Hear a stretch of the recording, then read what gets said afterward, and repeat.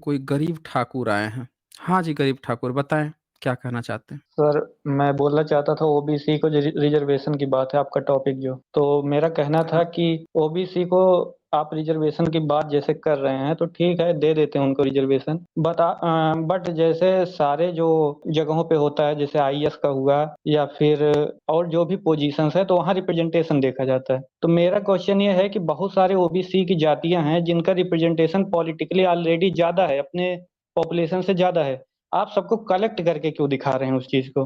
क्या एक कुर्मी जो है, वो एक राजभर को रिप्रेज़ेंट करता है? नहीं आप एक मिनट गरीब ठाकुर आप किसमें आते हैं? एससी, एसटी, ओबीसी किसमें आते हैं आप? मैं जनरल में आता हूँ। अच्छा, तो आपको एक जनरल में एक ठाकुर का रिप्रेजेंटेशन एक ब्राह्मण करता है? बिल्कुल नहीं, ना तो बनिया करता है, ना तो नहीं ठाकुर करता है करता ना? है, ना तो कोई और नहीं अरे करता है, सॉरी, नहीं करता है ना? कोई नहीं करता, सिर्फ़ हुँ। ठाकुर का ठाकुर करता है, बिल्कुल। तो जनरल मतलब क्या होता है? उसमें कहीं राजपूत रिज़र्वेशन है, ब्राह्मण रिप्रेजेंटेशन है, कायस्थ रिप्रेजेंटेशन है, भूमिहार रिप्रेजेंटेशन है उसमें? होना चाहिए, है जी। है नहीं लेकिन होना चाहिए। तो आप जो सवाल मुझसे पूछ रहे थे, जाके आप खुद फाइट कीजिए ना, कि आपका जो रिप्रेजेंटेशन है, आप अपना रिप्रेजेंटेशन उसमें से खोजिए, दूसरों को काहे ज्ञान दे रहे हैं? आप पहले अपना रिप्रेजेंटेशन ले लीजिए, जब आपको मिल जाए तब आके दूसरों को ज्ञान दीजिएगा, किसको क्या होना चाहिए। यहाँ तो ओबीसी का रिप्रेजेंटेशन ही उसमें नहीं था। पूरे के साइंस पूरे जर्नी जी उस मेरे सीट पास। में यहाँ पे ये जो अभी जो आया है ये आंकड़ा, इसमें कहीं दिख रहा है यहाँ पे? कहीं ओबीसी का? एससी, एसटी महिला, सामान्य महिला, इसमें कहीं दिखा है इसमें? इसमें ओबीसी का कहीं नाम आया है यहाँ पे? अभी ओबीसी का नाम है ही नहीं यहाँ पे और आपको इस बात का दर्द है कि आपको कुर्मी का और कुम्हार का या राजभर का क्या हो रहा है? अरे भाई हम पूछ रहे हैं कि ये क्या पूरा का पूरा सीट जो है केवल ब्राह्मण और ठाकुर लोग लेंगे क्या ये? इसमें पहले ओबीसी तो कैरेक्टराइज़ करो, फिर अपने जनरल में आप अपना बाँटते रहना कि इतना हम राजपूत लेंगे, इतना ठाकुर लेंगे, इतना जो है कायस्थ लेगा, इतना वो लेगा, ब्राह्मण लेगा। पहले उसको तो डिवाइड कर लो ना। आपकी जितनी हुँ, जनसंख्या है उस हिसाब से आपका प्रतिनिधित्व होना चाहिए। अगर आपकी जनसंख्या 2% है तो आपका प्रतिनिधित्व 2% होना चाहिए। कितना वैसे आपका जो ठाकुर हैं उनका कितना रिप्रेजेंटेशन है भारत में अभी? कम से कम 6% हो गई जनसंख्या कितनी है? जनस नहीं, रिप्रेज़ेंटेशन किस में आप पूछ रहे थे? सब में पूछ रहा हूँ, ए टू ज़ेड सब में। अभी तो मेरे पास ऐसा कुछ डाटा है नहीं, बट पॉलिटिकली हम लोगों का जितना पॉपुलेशन होगा उसी के लगभग प्रोपोर्शनल में ही होगा रिप्रेजेंटेशन, उससे बहुत ज़्यादा तो बिल्कुल नहीं होगा। अच्छा। ईडब्ल्यूएस में कितना आपका रिप्रेजेंटेशन है? ईडब्ल्यूएस में हम लोगों का 0.5% है पिछले 3 साल में आईएएस के एग्ज़ाम में। अच्छा 0.5 है और बाकी जनरल में बाकी सीट किसके पास है? बाकी सबसे ज़्यादा अगर परसेंटेज वाइज़ देखा जाए जैन के पास सबसे ज़्यादा है, दूसरे नंबर पे बनिया है, तीसरे नंबर पे ब्राह्मण है। अच्छा, तो वहाँ तो आप फिर पिछड़ रहे हैं फिर। वहाँ पे तो आप पिछड़ रहे हैं, क्यों पिछड़ रहे हैं? आपकी सीटें जो है फिर तो ईडब्ल्यूएस के कोटा विदिन कोटा डिमांड कीजिए ना, कि भैया यहाँ तो हमारी सीटें कोई और खा रहा है। जी, आपकी उसकी सीटें जो डिमांड है मतलब कोई और उसकी खा रहा है डिमांड ना फिर। शुरू किया जा रहा है, उसकी डिमांड बिल्कुल की जाएगी, लेकिन मतलब मेरा बस आपका चूँकि टॉपिक था इसीलिए मैं आया, अदरवाइज़ मेरा कोई इससे बहुत नहीं, ज़्यादा नहीं मैं लेना-देना नहीं था, लेकिन मेरा ये कहना था कोई बात नहीं। कि हाँ, बोलिए। हाँ, हाँ।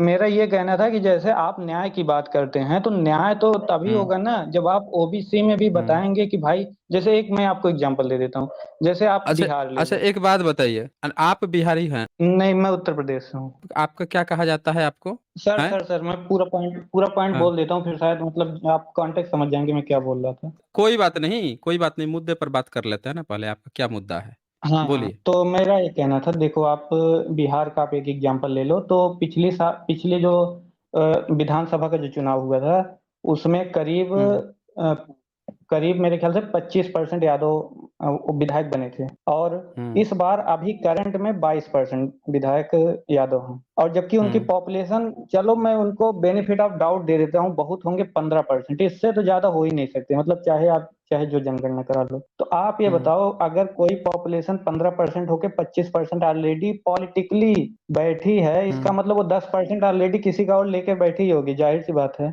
तो फिर अगर आप हुँ। इनको एक्स्ट्रा अगर रिज़र्वेशन दे देंगे, तो फिर इससे क्या ये डिसबैलेंस नहीं हो जाएगा? जो एक डेमोक्रेसी की जो स्पिरिट होती है मतलब आप ये कहना चाह रहे हैं कि जो ओबीसी का जो कोटा है, वो ओबीसी को ना देके जनरल ही हड़प जाए। आप ये कहना चाहते हैं ना, गरीब ठाकुर? जी नहीं, मेरा ये जब कहना है जनरल में कि रहेगा सुन लीजिए ना, जब जनरल में रहेगा, तो जनरल के पास पूरी अपॉर्च्युनिटी रहेगी कि अब ओबीसी वाला ओबीसी कोटा न ले पाएँगे, बल्कि जनरल वाला डोमिनेट कर जाएगा और पूरा का पूरा ले जाएगा। मतलब ये तो आप मिल बाँट के खाने की योजना बता दिए। अच्छा एक चीज़ बताइए, आपने जैसे अभी एक डेटा बताया कि इतने प्रतिशत जो हैं यादव लोग हैं, इतने प्रतिशत वो लोग हैं।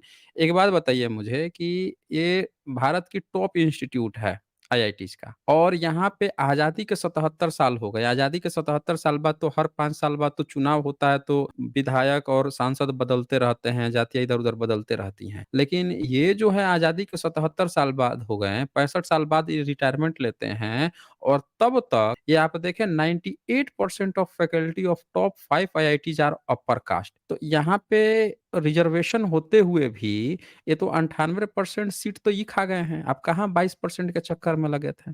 इसका क्या किया जाए? इस पर कभी आवाज़ उठाया है आपने? अरे मैं तो अभी आपके चैनल पे बोलता हूँ कि इसमें भी 98% में हुँ। हम लोगों के तो बहुत कम लोग होंगे, पहली बात। दूसरी बात है ही कि बिल्कुल नहीं। मैं तो अरे ठाकुर हाँ, हाँ। ठाकुर लोग हैं ही नहीं, ठाकुरों का पत्ता सबसे पहले ब्राह्मण काटा है। आज़ादी के बाद से सबसे पहले उनकी ज़मीन छीनी और ज़मीन छीनने के बाद से उनका जो पैसा दिया जा रहा था पेंशन, वो पेंशन काटा। तो वो तो भूल ही जाइए कि वो आपके साथ न्याय करता है। तो आप जो सोच रहे हैं ना ओबीसी के से आप कॉम्पिटिशन कर रहे हैं उससे मत कीजिए ना। आप जब जनरल मान रहे हैं अपने को तो आपके अंदर जो जनरल आ रहा है उससे कॉम्पिटिशन कीजिए। आपकी सीट कोई ओबीसी, एससी, एसटी नहीं ले रहा है ना। आपका कॉम्पिटिशन क्या है? आपकी चीज़ जो है जो 3% है वो 45% 50% खाया है। आपका कॉम्पिटिशन उधर है। ओबीसी वाले ओबीसी में निपट लेंगे ना। ओबीसी की जितनी जाति है वो आपस में निपटेंगी ना। वो अपना देखेंगे कि हम क्यों नहीं पीछे हो रहे हैं, ओबीसी में हम क्यों पीछे रहे हैं, हम क्या आ रहे हैं। आपको जनरल में निपटना है।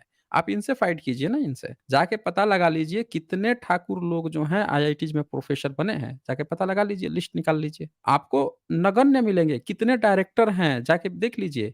आप कहने को ऊँची जाति हैं, लेकिन जितने ऊँचे पोस्ट हैं, सब पर कोई और कब्ज़ा करके बैठा है, वहाँ पे आपका कोई रिप्रेजेंटेशन नहीं है। तो बात ये है कि आप जिस फ़ील्ड में हैं, वहाँ पे फाइट कीजिए ना। ओबीसी को ओबीसी में निपटने दीजिए। ओबीसी की जातियाँ अपने आपस में आवाज़ उठाएँगी ना, कि हमें क्या चाहिए, हमें क्या नहीं चाहिए। आप जनरल में हैं, तो जनरल से फाइट कीजिए। बोलिए। जी, जी। नहीं, आपकी बात सही है।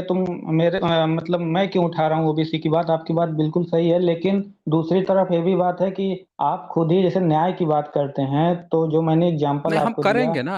आप कह रहे हैं हमको उसमें कोई डाउट नहीं है। लेकिन मैं ये कह रहा हूँ कि उससे भी पहले ज़रूरी ये है कि आप अपने हक अधिकार की भी बात कर लीजिए। आप ये देखिए कि ईडब्ल्यूएस कोटा जो आया, जिसमें सबसे आगे बढ़ के और जितने जनरल लोग थे, ब्राह्मणों ने के साथ आगे बढ़-बढ़ के खूब काम किया और ईडब्ल्यूएस का पूरा फ़ायदा जो है, पूरा का पूरा ब्राह्मण के बच्चे उठा लेके गए। सारा ईडब्ल्यूएस उठा के लाइन से देख लीजिए। सब सारे कोटे में वही भर रहे हैं। जितना वो कहावत है ना सुदामा ब्राह्मण था, गरीब सुदामा ब्राह्मण था। आप गरीब ठाकुर रह जाएँगे लेकिन ईडब्ल्यूएस कोटा में आपका होना मुश्किल है। उसका हो जाएगा और लाइन से भरी जा रही हैं। ओबीसी से ज़्यादा वैकेंसी उसकी निकाली जा रही है, लाइन से उनके बच्चे भरते जा रहे हैं, भरते जा रहे हैं। तो आपको अपने फाइट देखिए, ओबीसी की फाइट बहुत कड़ी है। यहाँ तो सवाल है कि ओबीसी को दिखाया ही नहीं गया। यहाँ तो ओबीसी की सीट ही नहीं आई। जब यहाँ सीट आ जाएगी, तब उसके बाद से चर्चा होगी ना। क्या आप लोग यादव वर्ग से इतना जनरल वर्ग जलता है कि उसने सीट ही नहीं दिया कि ओबीसी में यादव डोमिनेट कर जाएगा? इसीलिए उन्होंने सोचा कि नहीं-नहीं हम देंगे ही नहीं, हम ही खा जाएँगे। यादव क्यों डोमिनेट करेगा ओबीसी में, हम ही पूरा का पूरा खा जाएँगे। ये सोच के ब्राह्मणिकल सिस्टम ने ये किया है। ये भी तो देखिए आप, समझ रहे हैं ना? हाँ, गरीब ठाकुर। सर मैं बताता बोलिए। हूँ, जी। तो हुँ, मेरा कहना ये है, जैसे आपने सही कहा कि ओबीसी का हम लोगों से कोई चलो लेना-देना नहीं है, लेकिन एक दूसरे परिप्रेक्ष्य में आप देखो तो बहुत ज़्यादा लेना-देना भी है। अभी बताता हूँ कैसे। जैसे अभी हुँ, आप सारे ओबीसी भाइयों ने मिल के, चाहे यादव हुआ, कुर्मी हुआ, ऐसे मतलब सारी जातियों को जो है बड़ी-बड़ी विधायक तो बनवा दिया। उसके बाद अभी क्या कर रहे हैं? हुँ, बहुत सारे तो जाके जो है क्षत्रिय बन के घूम रहे हैं। फिर मतलब जिस हुँ, जिस आइडियोलॉजी को विरोध करने निकले थे, आज उसी आइडियोलॉजी के हुँ, सपोर्ट करके उसी जाति का, जिसके जाति को ये लोग मतलब भला-बुरा कह के सत्ता में आए, आज उसी जाति को सपोर्ट कर रहे हैं, क्षत्रिय बन रहे हैं, ये सारे काम कर रहे हुँ। हैं, फिर भी आप इनको सपोर्ट कर रहे हैं, ये तो मतलब आइडियोलॉजिकली डिसऑनेस्टी है एक तरह से। क्योंकि अगर नहीं, जब नहीं, इनको नहीं, क्षत्रिय नहीं, नहीं, बिता नहीं, ये देखें, एक चीज़ आप समझिएगा, ओबीसी, एससी, एसटी वर्ग जो है ना, ठाकुर समाज से विश्वनाथ प्रताप जो हैं, उनका भी रिस्पेक्ट करता है, उनकी भी जयंती मनाता है। ये गलतफ़हमी में मत रहिए कि अगर कोई वर्ग जो है किसी पे शोषण किया है, तो उसके सारे लोगों से नफ़रत की जाती है, ऐसा नहीं है। यही एससी, एसटी, ओबीसी जो है, केदारनाथ पांडे उर्फ राहुल संस्कृत्यायन, उनकी भी रिस्पेक्ट करता है, उनकी भी किताबें पढ़ता है, उनको भी रेफर करता है। ऐसा मत सोचिए कि अगर कोई किसी कम्युनिटी से है, अगर कोई कुछ अच्छा काम किया है किसी समाज के लिए, तो उसको लोग नहीं मानते हैं। ये बात नहीं है, सबको मानते हैं। बात ये होती है ना, कौन ठगने के लिए आया और कौन पूरा दिल खोल के पूरा ज़िंदगी जो है समर्पित कर दिया समाज के लिए। तो ओबीसी जो समाज है, वो पिछड़ा समाज है और ओबीसी समाज की कई सारी जातियाँ जो हैं, वो एससी में डाली गईं, एससी से कई सारी बाहर करके ओबीसी में भी की गई हैं। इस तरह का कनेक्शन चलता आया है, वो दोनों बहुत सिमिलर हैं, ज़्यादा फ़र्क नहीं है। बस अंतर ये हुआ सछूत होने के कारण सामाजिक रूप से थोड़ा-सा उनके पास ज़मीनें थोड़ी बहुत आ गई, छोटे किसान बन गए और इस कारण से थोड़ा-सा वो सछूत होने के कारण धार्मिक रूप से भी ब्राह्मणिकल सिस्टम से जुड़ गए। बस ये हुआ है, हक अधिकार थोड़े मिला है। जनसंख्या इतनी है कि 1-2% अगर ओबीसी को छोड़ दिया जाए तो जाके सर्वे करा लीजिए, हालत बिल्कुल एससी एसटी की तरह ही है। कई-कई गाँवों में आप चले जाएँगे तो जिन जातियों को आप समझ रहे हैं डोमिनेंट हैं, उन जातियों में कई जातियाँ जो हैं, वो जाके देख लीजिए गरीबी के किस मुहाने पर खड़ी हैं। खाने के लाले पड़े हुए हैं, बच्चे के पढ़ाने के पैसे नहीं हैं, कुछ नहीं है। तो ओबीसी की इतनी भी बुरी हालत है। हाँ, कुछ ओबीसी जो हैं 1-2% 3-4-5% जो हैं थोड़ी-सी ज़मीन है, थोड़े छोटे-मोटे कहीं पे प्राइवेट नौकरी कर लिए, कहीं कुछ कर लिए, उनकी थोड़ी-सी स्थिति सही है। लेकिन सारे ओबीसी की थोड़े सही है। तो इसका मतलब ये थोड़े है कि जो बिल्कुल पीछे है उसको छोड़ दिया जाएगा, ऐसा नहीं है ना, ऐसा नहीं है। ठीक है, गरीब ठाकुर, चलें फिर। सर एक और ऐड कर देता हूँ एक पॉइंट कि देखो हुँ, बाबा साहब ने भी जो पॉलिटिकल रिजर्वेशन था, उसका हमेशा हुँ। उन्होंने कहा कि भाई रिप्रेजेंटेशन आप 10 साल में चेक करते रहो और ये देखा गया कि जो एससी-एसटी भाई हमारे, उनका रिप्रेजेंटेशन उस तरह बढ़ा नहीं। तो अभी तक वो रिजर्वेशन चल रहा है और चलना भी चाहिए, बहुत अच्छी बात है। लेकिन अगर आप ये क्राइटेरिया जो कि बाबा साहब खुद दे के गए हैं, अगर आप नहीं अप्लाई करोगे और आप एक ओबीसी को एक एज़ अ ब्लॉक देखोगे, ना कि उसमें छोटी-छोटी जो ब्लॉक्स हैं उनको अलग-अलग देखोगे, तो एक को बढ़ाने के चक्कर में दूसरा बढ़ जाएगा, ये तो मतलब बाबा साहब का भी आइडिया ऑफ इंडिया बिल्कुल नहीं था। देखें, गरीब ठाकुर जो पॉलिटिकल रिज़र्वेशन है, उसके खिलाफ खुद एससी-एसटी वर्ग के लोग हैं। उसका फ़ायदा एससी-एसटी वर्ग के लोगों को नहीं हो रहा, ओबीसी वर्ग नहीं हो रहा, बहुजन वर्ग को नहीं हो रहा है। एक चीज़ आप याद रखिए। उसका फ़ायदा सिर्फ़ जो सत्ता में है, वो अपने हिसाब से अपने लोगों के लिए यूज़ कर रहे हैं और जिनकी सत्ता होती है, वही 10 साल बाद बढ़ाते हैं। भाई बहुजन समाज आज तक गया है कहने कि हमारा पॉलिटिकल रिज़र्वेशन बढ़ा दो। एक बार भी बहुजन समाज ने उसके लिए कुछ नहीं किया। खुद सत्तात्मक पार्टी जो है उसको आगे बढ़ाते जा रही है ना, जिसकी सत्ता है जिनकी सत्ता रही वही आगे बढ़ाते गए, आगे बढ़ाते गए। तो इसमें बहुजन समाज का कुछ रोल नहीं। बहुजन समाज अपने हक अधिकार उसको पढ़ने का राइट मिले, उसको जॉब का राइट मिले, उसको सम्मान मिले, उसकी लड़ाई लड़ रहा है। समझ रहे हैं ना? ये सत्ता वाले जो हैं उसको बढ़ा रहे हैं, उसका इस समाज से कुछ लेना-देना नहीं है।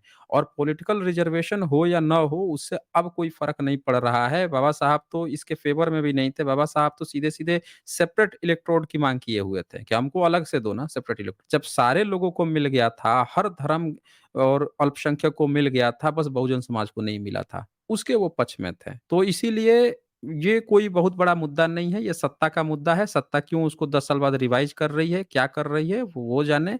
बहुजन समाज जो है वो हमेशा ही अपना जो रिज़र्वेशन है, जो सामाजिक रिज़र्वेशन है, जो गवर्नमेंट का रिज़र्वेशन है, उसके लिए पॉलिटिकल रिज़र्वेशन के लिए कभी बहुजन समाज ऐसा नहीं किया है, कोई आंदोलन वगैरह इस तरह की चीज़ें नहीं करता है।